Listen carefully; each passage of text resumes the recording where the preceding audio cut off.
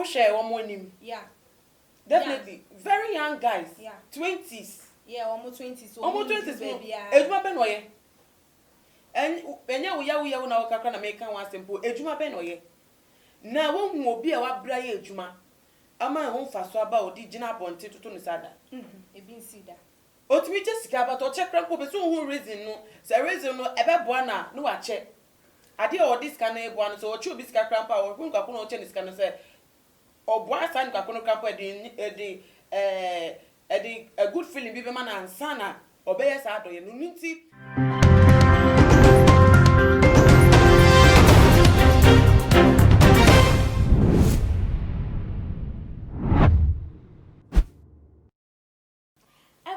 for ene adofono muniaba epiesika pa ne nso menemu edi ehye gana wahala dwumedie ena ebre asose mede ebesomo na ene de chese yakwa kopie mu ewo eye Nigeria krodua yi mu a eye Sakawa boys bi a wo mo de chese wo mo atimi akwa kodupu obi ene ekwan wo mafa so wo manya sika ne de wo mo anya na wo mo wieye wo makwa kogina wo mo monten so ene wo mo benska yi wo mo gina so spread sika ya tugu enie ama eye neighbors a ewo ho no wo mo so abotwi eba besisa eye sika ni be na no ena sa video yi eye wo mo ene wo mo yonku ni bi ede kokoto wo mo page so wo mo social media page so na enumu ama ene de yi ame no wo kase de chesa post for aso wo mo emu seku a ewo enyoma wo mo eye no ho susu se entimi mfa enoma papa bia emre wo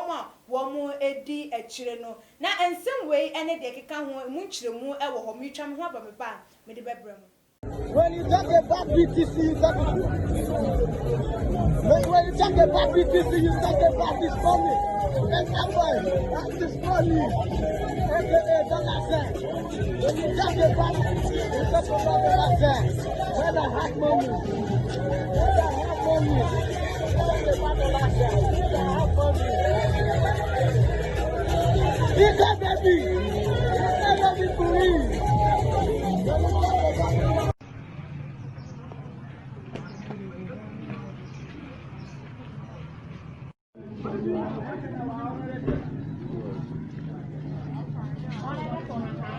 oh God,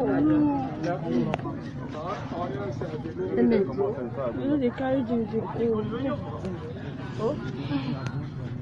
Who are these people that go to? If not be Bini, na Abuja. Bini, na from Bini. Mesanso emamo akwaba strunkon ebiemu nana ama owusua etnetemen seni fasa meneno ebetwetwen enkomo nana mama wakwaba batuma GHS iki am joso mpomboko emi am adom da suti ase ni amitimi hu na ma se covid yimu na yenyina obi esu no ho obi ampese wobekwa kwachi yare yi bi aye amanwodo so ne eya manga na ne amanya a etwa ye ho ahia obia ede eye mejesegu akwan mu ebetimi aboa ne manfo na wo hwe de eye yawufo ya na Sakawa boys wo mu wo Nigeria wo mu dwuma wo mu ediye so wo mu display wo mu sika ene de aposifo aso mu ade na betimi aka ede afa ho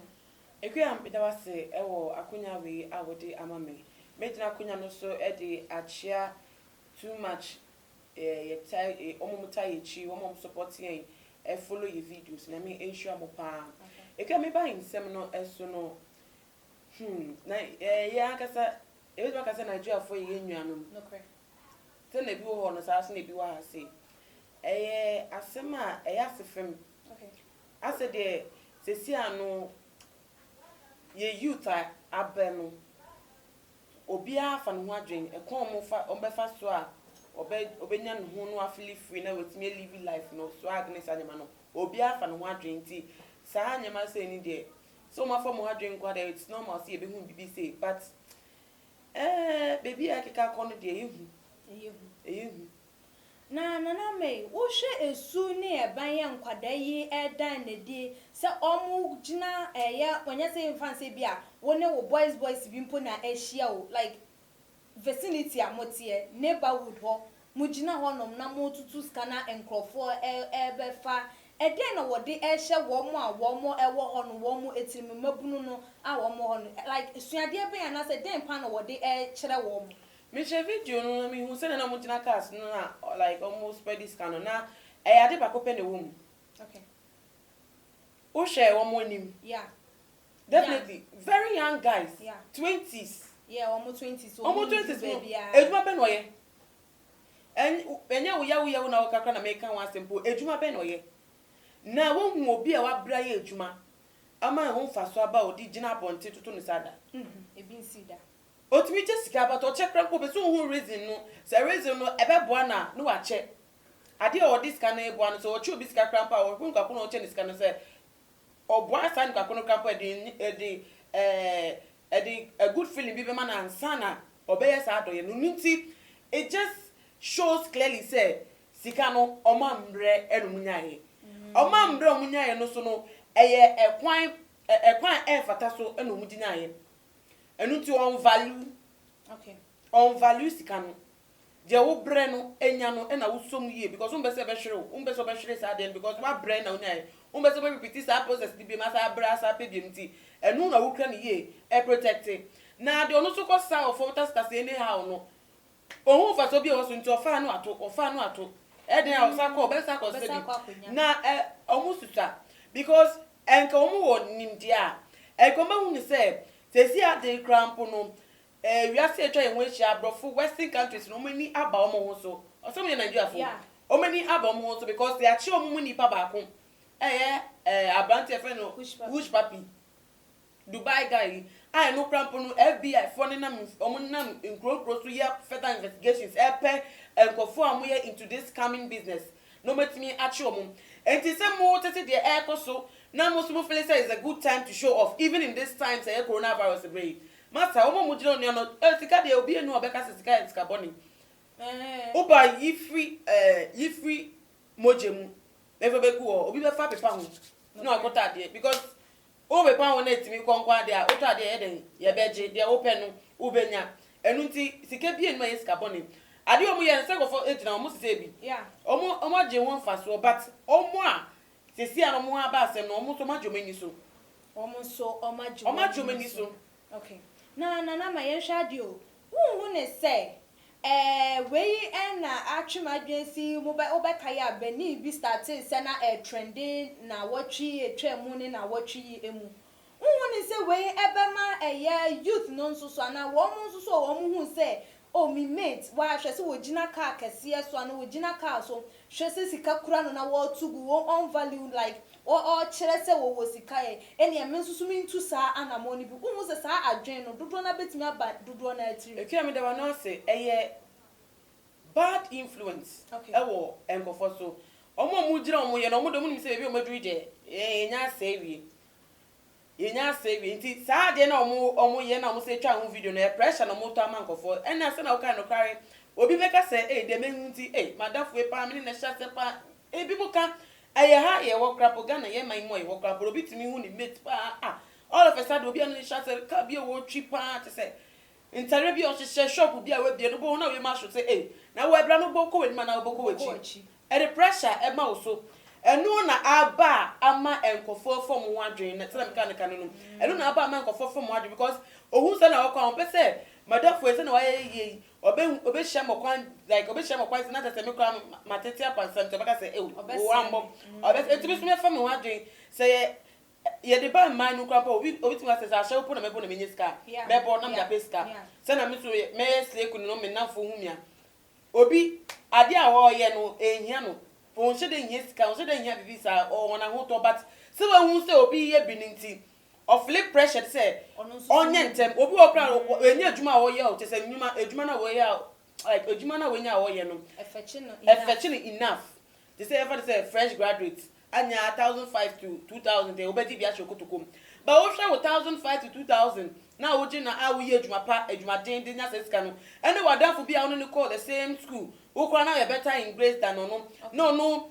tokas 1.5 billion 8 billion atofie we heard the pictures are who ya the part they pay usika wo Obona all of a sudden such influence nyema bi ba wa dream. dream also ejuma na me no me a me sika me nya crampo no good dance so me ka se me boabo na be toka crampo da benda na obohu na feche adwenbone de ba obohu na obemben no wo odi esun na nse we hu ni nti na ni bra ba wafa na obisa enti we hifa na me nya ejuma be na ye bohu na ejuma na focus bi mu na obisa bisa around obohu na wa twe no ho afie ejuma na wo ye na ebo ano no no de no hye other things are ebeko wie no ka no na emfa de papa bia embre no akoye owuo oseye amanuhu na de amanu no de namo na enuhu aba na enuhu no benuhu a shasa kama wo dream adwebo no shase etena se ne wo dream adwebo na waje dabi waje de Tyson de bebe echirasem no wo dream echirasem ne ka wa na no wonye nuhu o wonye nuhu na bibia mposhu ma wonko sa ensohwe no emu okay actually so what my at nyoma bi say na the bad influence and a breast society and any youth na bad influence big bad influence okay nana ma aposifo wo mo nso ede wo mo ho awura dwumadi yimu na enam so wo mo ho video yi nti wo mo nso tu anamon aso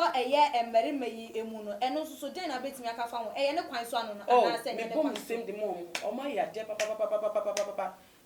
Omaye adie se ma anya hwe han. Okay. Nigeria ko bi e fa no EFCC. Yeah. Omu controlling fraudulent activity to go for money laundering ni sex kesan. Me bom aba so eju o ma ye fine obi. Entu go fofo. Wo dream say oba be ye bi na put pressure on the youth na we twa ho video a. You say na achi wo yonko a obedwu ntutu asa na aba ye sanyama no. Wo nya usika fi bia wo ntan obebi ndi. Usa be put pressure obi flo ama onu kakono abedi we chi akope bi. Ya choma yen choma yen bi som baby omunye ska mrantie nketekete 20 years 25 he for no mu konye seska na ejuma ben e no omunye omunye seska na ebi de fie choma omunye bi toto wo ka so yen choma ne bi som anu asem yen chi wo mu na yembusa wo mu anu asem mo na ma yede yenkomodidie no ba na wie ye no afutuo ben na de bema emapunu a wo mu asiso a wo mu prepare ewiase ahunyade sika ye cars eno nkron ba yen kase enu nyina enyo den ya ni nyina ka brabo no no na ma wo susu utimi konkan ma wutimi ye wo no ma bi nanso wo mu mfa kwan paso no efuto ben na wo de be mo ene wo mo mahunu wo mo ba bia ebinum aduru no no mayo madun so mo so betutu wo manamo e de asisi wo mo edim nanso enya kwan paso no eno so futo ben na de be ma wo mo ekia me de wa say ebusuafo adofo no we de asem kakra bi pe na me de ebe title obia eni esa or try ewo asasi so maybe me no ya we in the same month the same day na no nchire say because of that thing ye be call your pace no at the same rate say me come anima eno nchire say wonso betimi akọ because no the same day ni the same birthday but nyankopon ewo butaye edi mo bibia atai hwe omo pre omo enye omo ntem obo na ne nkwa no etwa so den short maybe who dey 70 years old who dey 80 years ono de no 25 bi e no ba be di we wiase mu enu nti na ne de no e contempt abo hwehwe sa na wayira sa na bible cry ya true wo mu enu nti empentem and change the course of your life just because obi de no e ko papa mu bible cry ka se me ma eni embre ewiasefo enti wu sa nyama se ya e ma ne to pressure e fa ma ejumadin eye ene ejumabu social media wo ho betima ye ejuma e wo ho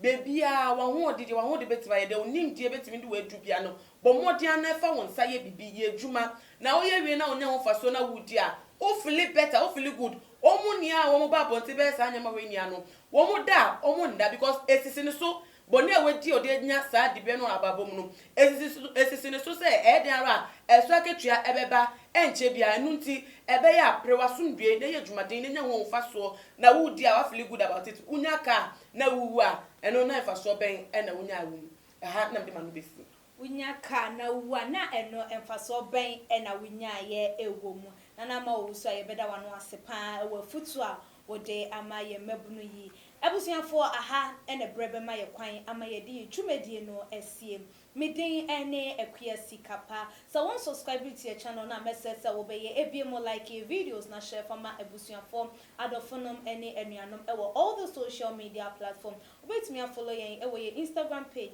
@somagh_ mene nana ama owusua ene sinkonya etwetwe nkomo dasene ye besane hia makram.